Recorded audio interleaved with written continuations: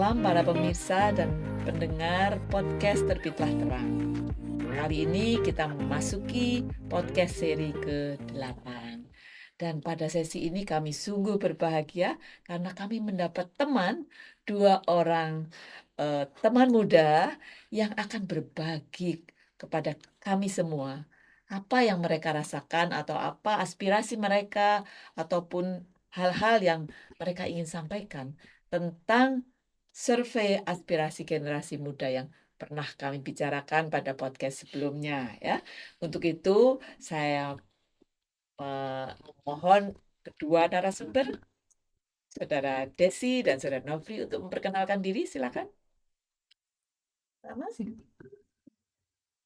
Ya, terima kasih banyak ibu-ibu semua dari podcast Terbitlah Terang telah mengundang saya untuk hadir di sini. Saya Nofriyanti, panggilan saya Nofri. Sampai mana nih perkenalannya? Saya dosen di Saya alhamdulillah dosen di Universitas Lampung di jurusan Kehutanan. Saat ini sedang studi S3 di IPB. Terima kasih, Ya. silakan. Ya, baik. Terima kasih atas kesempatannya. Saya sangat berbahagia bisa bertemu dengan orang-orang hebat seperti beliau-beliau. Nama saya Desi Anggrahini, biasa dipanggil Desi. Saat ini saya membantu Bu Dami di lab. Ya, mungkin seperti itu. Terima kasih, Desi. Nah, sekarang Mbak Nana, kita akan meminta mereka pandangan tentang apa. Tadi minggu lalu kita sudah bicara bahwa teman-teman muda ini melihat nilai sebagai satu persoalan ya, ada krisis nilai di Indonesia ini. Nah, ini kita ingin mendengar sebetulnya krisis macam apa. Mungkin Mbak Nana bisa melanjutkan. Ya, terima kasih Bu Mel, Desi dan Nopri dan ibu-ibu semua. Mungkin saya mundur sedikit untuk menjadikan ini sedikit kontekstual ya. Jadi salah satu pertanyaan kita di survei adalah begini. Menurut Anda masalah apa yang dihadapi bangsa dan mana yang paling mendesak? Lalu memilih untuk mengurutkannya. Jadi ada krisis pangan, krisis air, krisis iklim, krisis kerusakan lingkungan, udara, hutan, pantai, dan lain sebagainya. Lalu krisis sosial, kemudian krisis nilai yang di dalamnya ada kejujuran, respek, tanggung jawab, dan lain-lain. Kemudian krisis politik, kemudian krisis karena tergerusnya kebudayaan warga masyarakat.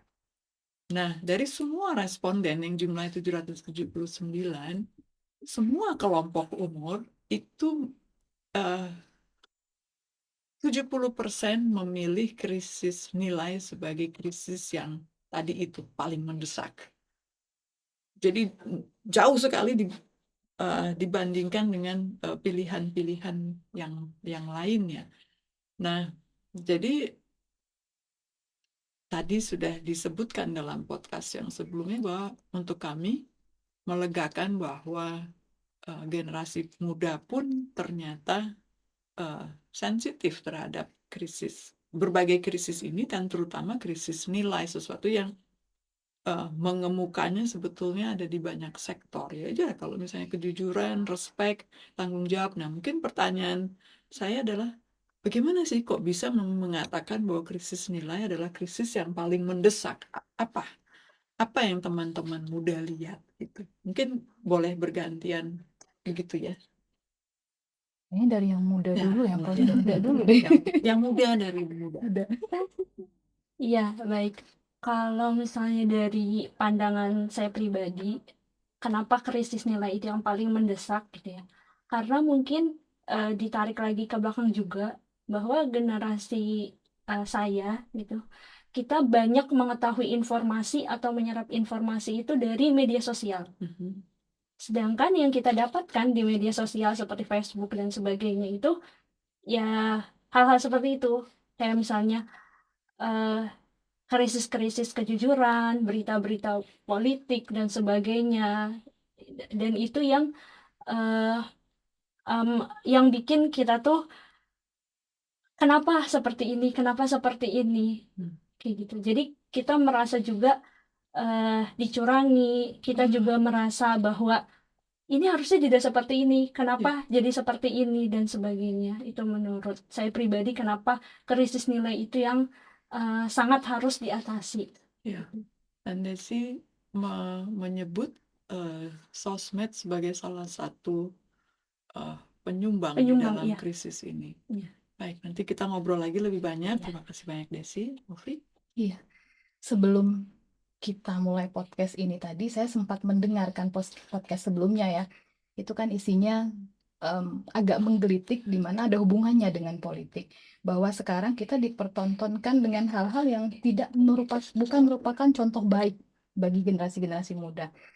Anak-anak muda bisa, termasuk saya sendiri juga, dan lingkungan saya itu merasa bahwa satu hal yang penting adalah nilai yang tidak ada, yang tidak diperlihatkan dengan baik di semua dini. Itulah kenapa mungkin isi yang terbanyak adalah nilai, dan itu juga nyambung ternyata dengan jawaban-jawaban yang lain. Contoh krisis kebudayaan, kemudian juga berhubungan dengan iklim, walaupun kita mungkin belum masuk ke sana. Ya. Tapi saya pikir memang itu yang utama, nilai Ya. itu tadi. Ya, terima kasih banyak. Di pertanyaan yang lain, memang kita ada mencoba mencari tahu teman-teman muda ini yang menjadi sumber informasinya apa saja sih. Dan seperti tadi, ternyata memang sosmed adalah sumber informasi utama. Menarik sekali bahwa secara eksklusif dikatakan bahwa ya kontributornya memang begitu. Nah, tapi krisis nilai seperti tadi macam-macam ya parameter ya nilai itu muncul dari kejujuran, muncul dari respek, tanggung jawab begitu. Tadi juga misalnya sudah disebut tentang lingkungan, tanggung jawab kita, tidak hanya generasi muda tentunya, tapi semua umur, akumulatif ya terhadap lingkungan itu seperti apa. Jadi kalau saya masuknya tidak kepada lingkungan, nanti Bu Dami akan memandu kita ketika kita bicara tentang krisis lingkungan. Tapi sekarang saya ingin fokus dulu dari sisi tanggung jawab. Apa sih yang kita bisa perbaiki, lakukan, siapkan dengan baik ketika nilai yang sedang jadi fokus kita, tapi yang kena dampaknya lingkungan gitu. Jadi wujudnya adalah kurangnya tanggung jawab dari sisi nilainya. Parameter dari nilai yang kita perhatikan adalah tanggung jawab. Kurang tanggung jawab muncul di kurangnya perhatian kita, care kita terhadap lingkungan. Nah, teman-teman muda melihat itu sebagai tantangan yang kita bisa resolve. Kalau ya gimana? Nah, kan ini dari dan bagaimana juga kita Kita bisa bisa- membantu generasi Iya, muda. kita mendampinginya gimana? Iya. Ya. Berat sekali ya pertanyaannya tentang Iya. tanggung jawab. Maklum yang nanya seorang astronomi. Mungkin berhubungan dengan sosmed tadi. Tanggung jawab lahir bila sesuatu yang ingin dikerjakan atau dikelola itu tidak gampang. Artinya kalau dengan zaman yang sekarang semua serba tersedia, maka rasa tanggung jawab itu ya kurang ya. Menarik tuh.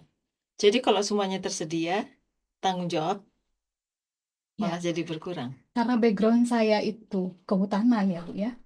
Dan saya juga sedikit memahami tentang ekologi, dan kita juga banyak memperhatikan kerusakan sumber daya alam sekarang. Kita lihat saja, nggak usah jauh-jauh. Di daerah saya orang rimba saya katakan. Mungkin karena kita tersedia, semua ada. Yang dulu tongkat batu jadi tanaman, itu membuat kita merasa kurang bertanggung jawab, bukan? Jadi ada keinginan untuk dapat instan gitu ya. Bisa. Apakah itu juga? Pokoknya kita ingin cepet aja gitu. Nggak usah repot-repot gitu dapat sesuatu. Apakah itu? Bisa Atau nggak jadi. peduli? Pokoknya kan pasti nanti ada gitu. Kira-kira gimana itu? Agak kompleks sebenarnya. Itu juga berhubungan dengan bagaimana relasi kita dengan kebudayaan kita, latar belakang, kemudian bagaimana kita beragama. em, konteksnya bagaimana kita meraih kecepatan atau bagaimana kita mengakses itu bisa jadi dipengaruhi oleh kita ingin segera melihat contoh yang sudah pernah masuk. Di satu sisi juga benar yang Ibu Mel bilang, apakah itu karena semuanya tersedia begitu, atau karena kita menunggu saja, kita percaya bahwa Tuhan memberikan rezeki kepada kita. Di satu sisi itu. Di sisi lain kita melihat, oh iya, dunia sudah terbuka lebar. Jadi PR kita banyak sekali, Bu. Jadi gitu ya.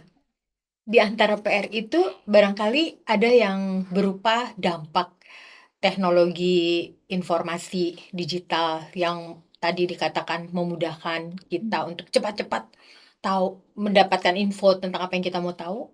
Tapi ada nggak ya dampak yang dirasa sesuatu kehilangan? Kehilangannya bisa luas, kehilangan sumber daya yang biasanya didapat secara ekonomi ya, Melimpah. atau kehilangan identitas sebagai orang rimba atau orang apa gitu. Identitas kebudayaan kita jadi hilang karena semuanya bisa dengan mudah didapat, semuanya jadi seragam antara orang rimba dan orang yang lain gitu. Iya, saya pikir itu akan jadi lebih mudah karena kita apa-apa bila kita kalau saya pengen tahu tentang sesuatu, saya pasti cari tahu ke guru saya. Itu agak ada usaha, datengin dulu rumah gurunya. Kalau Tanya, sekarang kok sekarang saya dengan gawai saya. dan tidak mengecek lagi kebenarannya ya. Betul. Ya. Jadi dengan demikian justru kemudahan itu malah bisa menimbulkan dampak yang lebih buruk ya, karena kita tiba-tiba dapat berita ini langsung saja kita Forward. Percaya, kita forward. kirim ke orang lain atau kita anggap itu benar. Tidak Iya, ada usaha untuk memprosesnya. memprosesnya ya, seperti yang dulu harus kita lakukan ya. Iya, Kira-kira begitu ya. tidak usah Salah begitu juga satunya. makanan sekarang Oh. semua tersedia. Sehingga yang tadi hasil survei menunjukkan bahwa masalah pangan bukan masalah utama, malah nilai. Ya. Mungkin memang dari sekian banyak masalah yang ada, yang dirasa paling utama memang itu tadi, nilai itu tadi. Ya. Walaupun mungkin saya harus sampaikan responden kita tentunya adalah mereka yang bisa menjawab survei lewat internet ya. Jadi artinya sudah terpilih begitu secara sosioekonomi tanpa sengaja tentunya. Nah, jadi mestinya ada yang merasakan krisis pangan, air, juga. ya. Tapi mungkin survei ini sayangnya tidak merepresentasikan mereka dengan adil begitu. Nah, itu juga sesuatu yang kita perlu perhatikan ya dalam menjaring respons. Nah, boleh nggak saya tanya juga mungkin tadi tentang ada parameter yang lain yang biasanya orang sebut bicara tentang itu adalah respect terhadap tadi misalnya datang ke guru untuk tanya sesuatu. Artinya datang ke guru tuh adalah mengenali siapa yang punya otoritas untuk suatu ilmu tertentu, begitu ya kan ya. Nah, jadi sekarang dan itu adalah salah satu bentuk respect, tapi juga salah satu bentuk menilai informasi, menghormati informasi juga, karena ini datang dari guru. Jadi ini datang dari mana? Dari sumber yang saya percayai gitu. Tapi ketika dia datang bahkan tanpa diminta gitu kan. Lain kalau kita Google terus kita pilih, oh ya ini dari mana? Kalau saya misalnya dari astronomi, oh ya ini sumbernya NASA, oh ya ini sumbernya ini. Ya udah gitu. Saya enggak usah pusing. Tapi kalau informasi yang datang sendiri yang tanpa saya minta, seringkali sumbernya tidak jelas begitu. Nah, mungkin boleh cerita tentang bagaimana respect itu punya nilai yang barangkali baru sekarang ketika tadi ini mungkin sudah geser posisinya karena sudah ada AI gitu ya. Respect juga membuat kita ya menghormati sesama, menghormati keanekaragaman, dan pada akhirnya juga salah satu pertanyaan survei bisa kenali nggak sih mereka yang rentan itu siapa dan rentannya terhadap apa. Salah satunya berdasar dari respect, boleh bantu. Ya, jadi tadi poin pertanyaannya adalah eh jadi tadi poin pertanyaannya yang mana ya? Yang respect. Respect. Ya. Jadi salah satu kelemahan generasi Z adalah kita kurang bisa menyerap informasi yang terlalu panjang sebenarnya. Jadi Fokusnya pendek-pendek iya, ya. Rentang perhatiannya pendek. makanya saya tadi make sure lagi poin pertanyaannya seperti apa ya. Jadi tadi terkait respect itu sendiri ya. Karena yang tadi saya sebutkan seperti itu, kita generasi Z ini lebih banyak terpapar dari sosial media seperti itu. Jadi tidak jarang kita tuh lebih mempercayai sosial media daripada orang tua kita sendiri. Really? Iya. Wow. Ada beberapa yang seperti itu. Malah mereka memperdebatkan kayak, enggak, aku dapat dari internet seperti ini, seperti itu. Jadi memang udah ada beberapa yang berani gitu seperti itu. Karena memang ini kejadian juga di kakak saya sendiri, karena kakak saya punya anak. Jadi kan pola pengasuhan anaknya berbeda ya, antara pola pengasuhan ibu saya dan juga kakak saya. Jadi kakak saya berani untuk bilang bahwa enggak, aku dapat di internet itu harusnya A B C D E F G. Waduh. Terus mama bilangnya, enggak, dulu mama kayak gini bisa hidup, bisa ini dan sebagainya. Nah, hal-hal seperti itu yang memang di generasi sekarang itu yang terjadi seperti itu. Ada yang nanya gini nggak, jurnalnya mana? Nggak, tapi kalau gitu terus gimana dalam perjalanannya ketika internet bilang begitu dan orang tua itu pada akhirnya generasi Z itu kemudian yang mereka ikuti yang mana? Internet. Ya, Iya, benar. Oke. Wah. Ini penting bagi kita ya, kita artinya ketahui. ketika ada konflik, maka ya mungkin yang banyak ya, internet yang banyak gitu kan. Padahal internet sumbernya macam-macam. Iya, Ya, benar. itu tadi. Ya, ini satu tantangan mungkin nanti kita tidak lanjuti dalam diskusi selanjutnya ya. Terima kasih untuk adik-adik sudah menyampaikan tadi dua nilai ya. Tadi tanggung jawab, respect, dan kejujuran ya. Nanti kita bisa eksplorasi lebih lanjut, terutama dampaknya nanti ke lingkungan. Saya kira untuk sesi ini kita berhenti di sini. Terima kasih. Terima kasih banyak. Terima kasih. Terima